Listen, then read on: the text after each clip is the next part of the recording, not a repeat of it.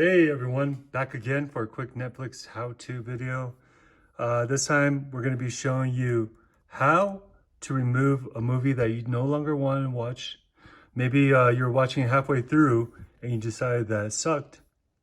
So then Netflix will continue to show you that and continue watching section because it doesn't know if you didn't like the movie or if you got busy and had to just stop suddenly. All right, so as you're scrolling, you'll notice there's always a category that says continue watching. And these are movies that you started but then haven't finished. And then so say I started watching this and then I realized I didn't like it. I don't want Netflix to continue to show all the movies that I didn't like. And so some of them might be legit, but others, like, I just don't want it on my list.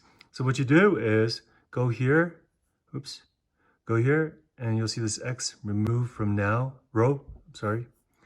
And then you can tell us more. I liked or didn't like this, just cleaning it up. So go ahead and put your choice. I'm gonna go, I didn't like this. And then it won't show me that ever again. Anyhow, this is just a quick video for beginners that are learning to use Netflix. Help Netflix help you. All right, thanks for watching. Have a great day, guys. Bye-bye.